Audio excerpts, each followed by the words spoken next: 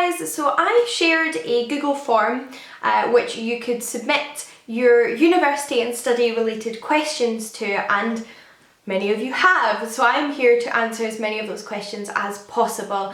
I get a lot of questions either about my experience of education or my advice and tips on dealing with different things at schools, college or university, or post those things in fact, but you know, related to studying and university. And I just wanted to take this opportunity to answer some of those. Yeah, pretty self-explanatory. I've got a selection of your questions here related to those topics I'm going to try my best to answer.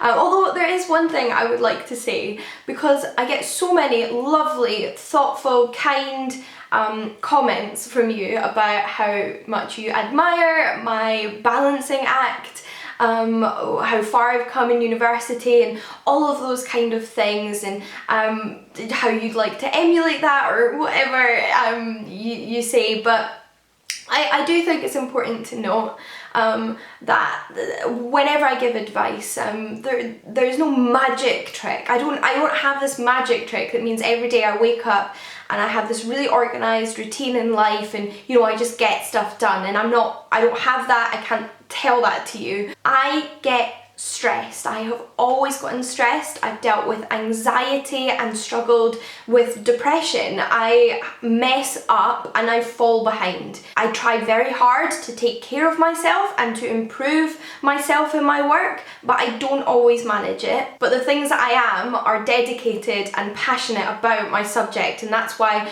I keep going, because I love it about 70% of the time, and you know, I try and, you know, overcome all of that other stuff, but I don't, you know, haven't cracked it all and it hasn't stopped, if that makes sense.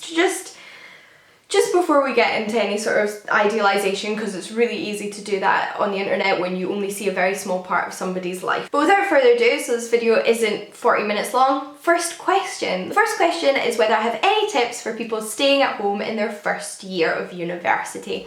I stayed at home in my first year at university, and I have friends that stayed at home throughout university. The culture is very different in different countries. I know some of you have said that it's just not even the done thing to leave home during university. I think in the UK sometimes it's seen that it is, but it certainly doesn't have to be, and it didn't impact me in my enjoyment of university on the educational or social side, and it didn't impact my friends. I also stayed at home during my masters because of money reasons, and I think a lot of people do that. One of the first things I would say in terms of tips is to not think of it as like an abnormal or outside decision that nobody else does and that you have to deal with. It's perfectly normal and it's perfectly okay, and I'm here. I have plenty of friends from my university days, and yeah, I managed perfectly fine. If it's the social aspect you're worried about, then don't worry. Like, just try and join societies. That's an easy way to meet people. Talk to people in your lectures and your tutorial groups.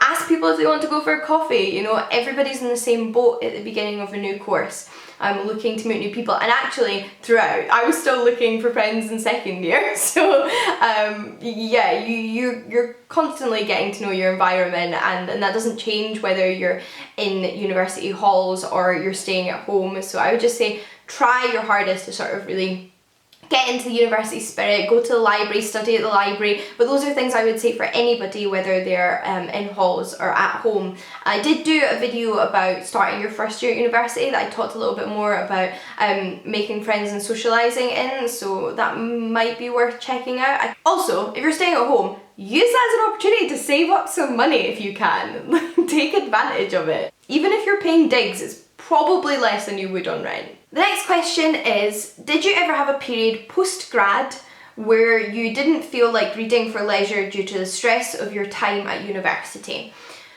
The first thing I'll say is, I don't know if you're doing English literature or did English literature, and I know in particular for English literature students there seems to be this real like sort of hatred of reading outside of university. because you read so much in terms of like fiction and novels and poetry, etc. And I didn't study English literature, and I certainly didn't read as much literature at university as an English literature student would.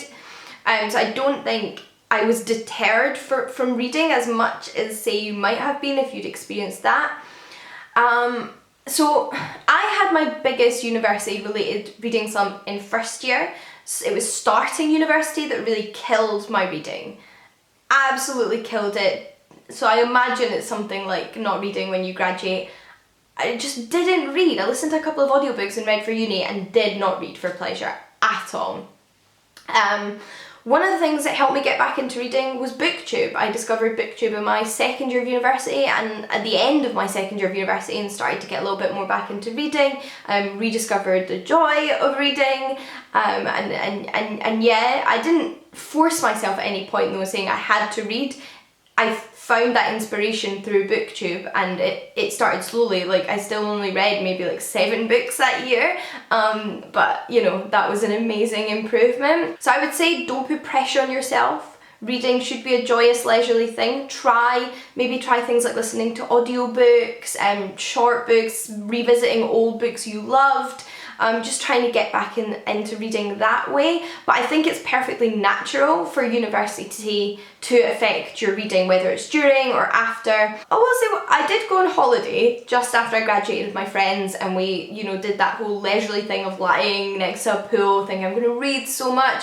I literally didn't read anything. I could not get into books. I was having such a slump. It didn't last a long time. But for like a couple of weeks, and that holiday, even though I had the time, I didn't read. So just to say, I think it's perfectly natural. And you know, it's okay if you don't read for a little bit, and just try and find ways that remind you of the joy of reading. The next question is, how do you avoid burnout during busy times at university? And this is where my statement at the beginning of the video comes in. I burn out. I'm one of those people that has a real tendency to do tons of things, get really into things, have lots of ideas, like put my all into projects, but I burn out and I cry and I don't want to speak to people for days, and I feel terrible, and that's something I myself am working on. I think in general, the way I've found to help manage that over the years is certainly time management. I think starting your projects early and not making university or any project you have a last minute cram, but pacing it out, spreading it out over time so you're not going mad at the end. You'll always probably feel a little bit of that end of a project anxiety, mania, but I think you can lessen that by really pacing yourself, spreading your work out, and starting as early as possible. I also think you can avoid burnout a little bit better if you take care of yourself. You know, don't go all crazy on the junk food. I do it, right? I do it, but I'm just saying, logically, avoid so much of that kind of processed stuff that doesn't make your body feel great. You know, move around, get outside, get fresh air, exercise if you can. That, you know, releases endorphins, makes your brain work better. All of this really cliche stuff is true. You know, sometimes listen to the cliches. Oh, and of course, get sleep. Sleep is so important to restoring your brain to like optimum functioning capacity. And wherever possible, once you have finished a project, take a little break, relax, a few days, a week, whatever. Allow yourself some time. And remember throughout the project that it will be over. The busy time will end.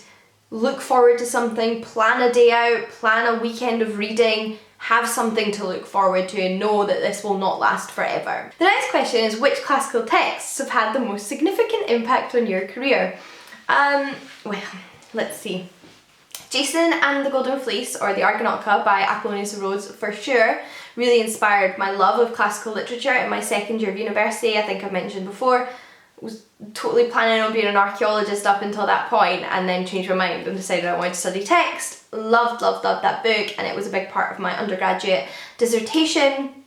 The ancient Greek novels were the main focus with the Argonautica of my undergraduate dissertation, 2 of them in particular. Longest is Daphnis and Chloe, and Achilles Tatius's Leucippine Cleitophon, which I read in my 3rd year of university. Loved those books. Again, like I said, became what I did for my dissertation. What I focus on in my master's dissertation and what I study now is predominantly Greek oratory, so court speeches from classical Athens, so the works of like Demosthenes and Lysias and Aeschines. These kind of people have a massive impact on my studies. They really inspired a lot of fascination with Athenian politics and laws for me. I just think they're a really interesting performative act to kind of convince your audience of something in such a way. So definitely those are probably the pieces of classical literature and text that have had the biggest impact on my career. Next question is, when do you think is the right time to do a master's? I'm only in my 2nd year of an English literature degree. I would say, first of all, is to not get too ahead of yourself and cause yourself too much bother thinking about things that you'll deal with in your final year way ahead of them. That's one thing I'll say. I think you'll know if you want to do a master's near the end of your penultimate year, the summer before your final year, during your final year when you apply, because you'll kind of know whether you can stomach going straight into more education or whether you need a break. What I will say in terms of when should you do a master's is it's all relative. It completely depends on you as a person, but there's no wrong time to do a master's. When you feel ready to do one, that's the best time to do one. And if you feel ready at the end of your undergraduate, then there's no reason you shouldn't go straight into one. If you don't go straight into one, like I said, that's absolutely fine. I know people that took years out before they did their masters, and that's totally fine. You might decide you want to do a master's on a different topic, which might mean you want to take a year out to think about that. But if you enjoyed all of your undergraduate and you're ready to keep studying, then don't feel pressured to take a year off either if you don't have to. I went straight into my masters. Also, really importantly, is to go do your masters once you have the money to do a masters. In my experience, you have to pay for a masters. It was really expensive. So if you need to take time off to save up for the masters, then do that. I personally love being at university, and although I enjoyed the 6-month gap between my masters and my PhD starting, I was really ready to get started on the PhD by the time it came around. I don't feel the need to take years and years out of education, but that's me personally. Next question is, how do you prepare for a presentation? I don't think I did an exorbitant amount of presentations during my undergraduate. I did more during my masters, and I hated them. I don't mind so much now. It's something I think you improve at over time. I don't know that many people who naturally are that comfortable giving presentations. Some people are, but I certainly wasn't. I know lots of people that weren't, and I hated them at first. I think the best way you can prepare for a presentation is to remind yourself most people feel nervous the first few times that they give presentations, and to practice your talk. Have it finished, set, time yourself, do it over and over again to yourself, ask your friends if they'll listen. I've forced a friend or two to listen to me practice a presentation before, and I think really the best way you can prepare for a presentation, other than do your presentation, write it up, is to practice it. Oh, also, in terms of extra material, do you have a handout? Do you have a slideshow? Only have these things if they add to your presentation, not if they're massive distractions. They can be super, super useful, but carefully consider whether they're useful. Do you need a presentation and a handout? I think rarely. I think often you either want a handout or a slideshow because you don't want your audience distracted between tons of multiple things. It's not helpful. So I'd carefully consider your extra material, what is actually necessary, and what actually aids your talk and what will help your audience. Next up is how to cope with the gap between degree level and A-level Scottish equivalent. What skills do you need to succeed for essay writing in particular? In Scotland it's higher. That's the kind of A-level equivalent, what you have to get into university. How to cope with the gap. First of all, everyone's experiencing that gap, most people, unless they've already done a degree. and those gaps never go away. That gap is real. There is a jump between school and first year of university. There will be a jump between first year and second year of university. There will be a jump between third year and fourth year of university. In part, your university should help you with that. There's probably study-related classes that you can take, maybe extra things that you can go to, and you should take full advantage of those. You might have a personal tutor, a director of studies, whatever they're called at your university, that you can go and ask for a little bit of advice for. But yeah, there's usually some sort of student resource centre that will do extra helpful, essay writing classes and things like that, and again, take advantage of those. Most of your class is going to be in the same position as you, and it is just about putting in the hours and the work, do the extra reading they're given. Okay, maybe if you're said, here's 10 suggested extra books, read a few of them, don't do the bare minimum. If you do the bare minimum at university, you will not get the best grades. What university is in a big part about is learning self-discipline and self-motivated study. So you need to take advantage of that right from the beginning, and that will help you. But also, if you get a few crummy marks at the beginning, that's fine. I got some crummy marks throughout.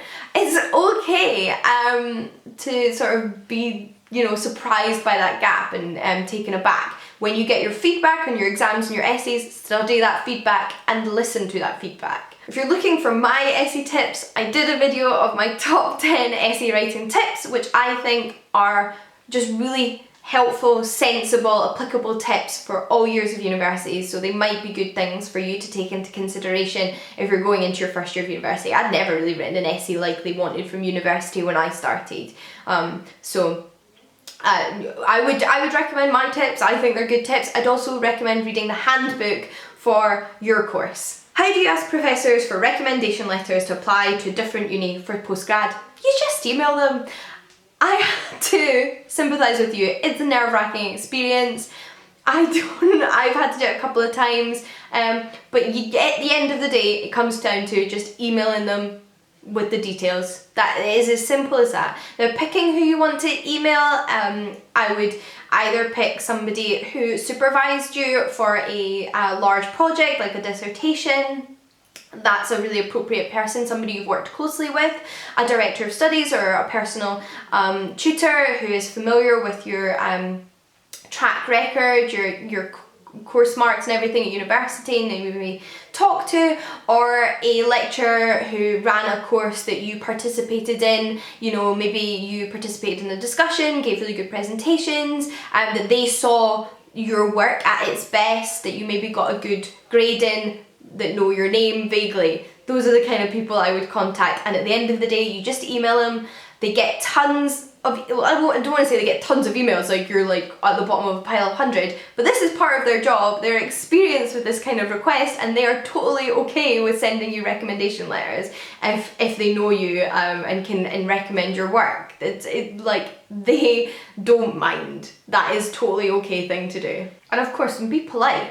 That goes for most of life. Edinburgh University allows you to take modules outside of your course. It can do.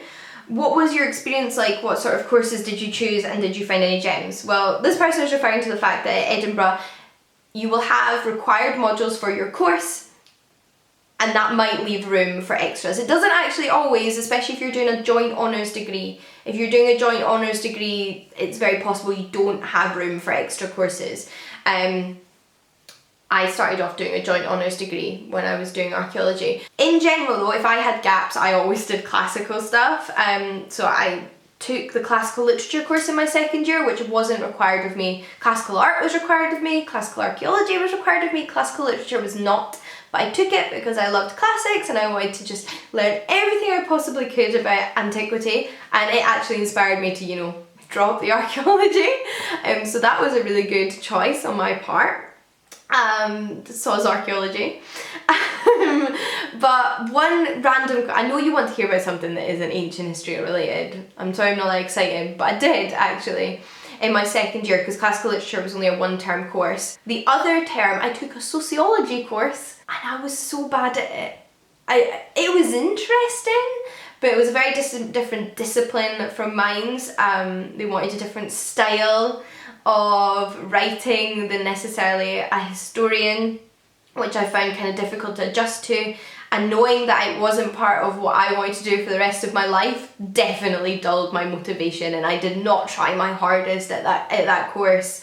I went in to think this would be so interesting, but you know, by halfway through I'm just like, I want to do my classics, I want to get the best marks in those, and just kind of passed it, but not with flying colours. It was called Sex and Society, and it was like sort of about the treatment of sort of atypical sexual behaviour in the past, and like what we consider like sexually normative and stuff. So it was like really interesting, like I mentioned, but yeah, can't say I did very well in it. Actually, in saying that, I just recall that my first year I did Archaeology 1 and Archaeology 2 over the course of both terms. Those weren't technically required of me because they weren't, you know, classical.